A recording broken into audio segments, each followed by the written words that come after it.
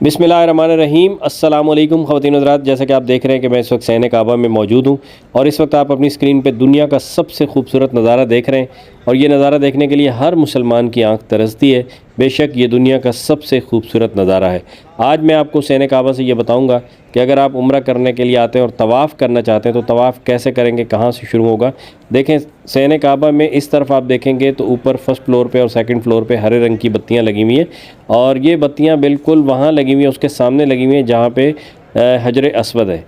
हजर अस्वद जो खाना काबा का दरवाज़ा है उसके लेफ़्ट साइड वाला जो कोना है वहाँ पे हजर अस्वद नस्ब है और बिल्कुल इसके सामने ये हरी बत्तियां लगी हुई हैं और इसी जगह से आपके तवाफ़ का शुरुआत होती है। यहाँ पे सबसे पहले तवाफ़ की नीयत की जाती है और उसके बाद फिर हजर अस्वद का इस्तलाम किया जाता है, यानी हजर अस्वद का बोसा लिया जाता है।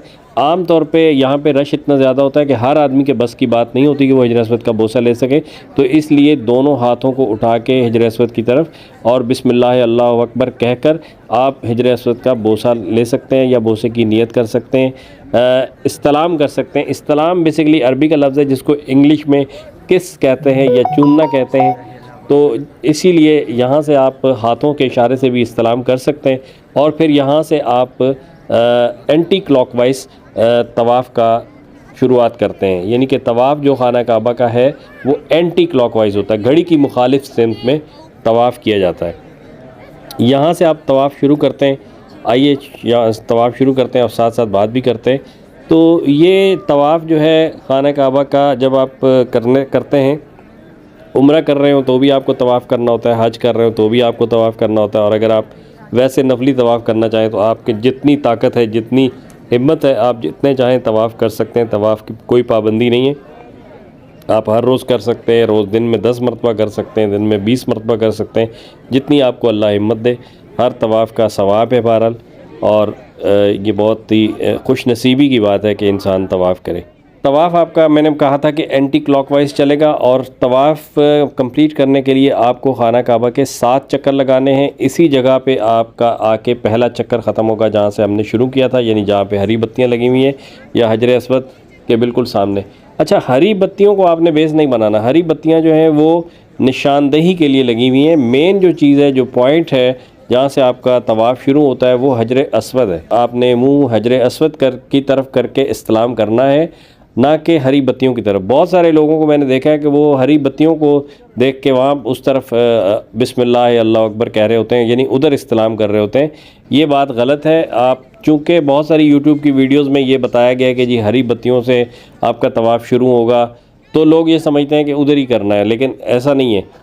आपको तवाफ़ जो शुरू करना है या इस्तलाम जो करना है वो हजर अस्वद को बेस बना के करना है, ना कि उन बत्तियों को। वो बत्तियां सिर्फ निशानी के तौर पे लगाई हुई हैं कि यहाँ इसके सामने हजर अस्वद है। अगर किसी को वैसे चूँकि रश है तो वैसे किसी को हजर अस्वद दिखाई नहीं दे रहा होगा, तो वो निशानी के तौर पे कि इस कोने में हजर अस्वद नस्ब है और यहाँ से आपका तवाफ़ शुरू होगा और यहीं पे ख़त्म होगा। तो एक तवाफ़ में आपने 7 चक्कर लगाने होते हैं और 8 दफ़ा इस्तलाम आएगा, क्योंकि शुरू भी इस्तलाम से होगा और एंड भी आपका इस्तलाम पे होगा।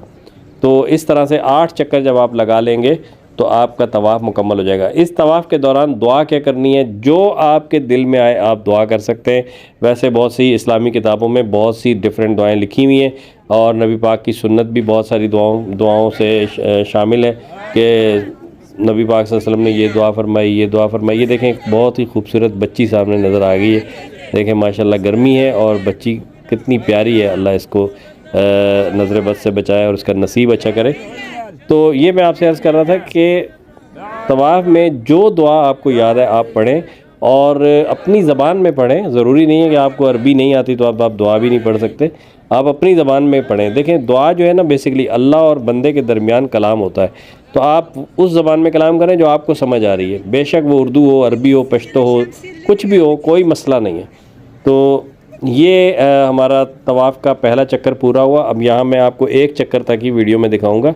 7 चक्कर लगाने में तो वीडियो बहुत लंबी हो जाएगी। तो उम्मीद है कि आपको ये पसंद आया होगा। और ये देखें, यहाँ पे हम पहुँच गए दोबारा और उधर हम हजर अस्वद के सामने आ गए, तो हमारा ये तवाफ़ का एक चक्कर मुकम्मल हो गया और उसके बाद अब यहाँ से हमारा दूसरा चक्कर शुरू होगा।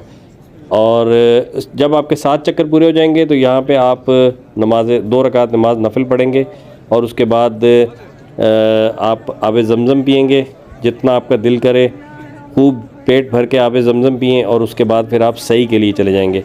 यानी सही उस वक़्त होगी जब आप उम्रा कर रहे हैं या हज कर रहे हैं, बाकी आम दिनों में सही जो है वो नहीं होती।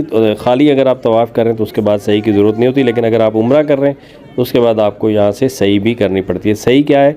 सही के लिए मैंने एक अलग से वीडियो बनाई है, इसी चैनल पर मौजूद है, उसको आप ज़रूर देखिएगा। सही बेसिकली सफ़ा और मरवा के दरमियान 7 चक्कर लगाने का नाम है, जो हज़रत बीबी हाजरा के सुन्नत है, जो हज़रत इब्राहीम अलैहिस्सलाम की ज़वजा थी और उन्होंने अपने बेटे के लिए पानी की तलाश में 7 चक्कर लगाए थे सफ़ा और मरवा के दरमियान। तो उसी की सुन्नत को अल्लाह ताला ने कायम रखा हुआ है। ये देखें, ये जगह, ये आब ज़मज़म है कूलरों में, यहाँ से आब ज़मज़म पीना, और ये जगह सही के लिए रास्ता है, यहाँ से आप सही के लिए जा सकते हैं।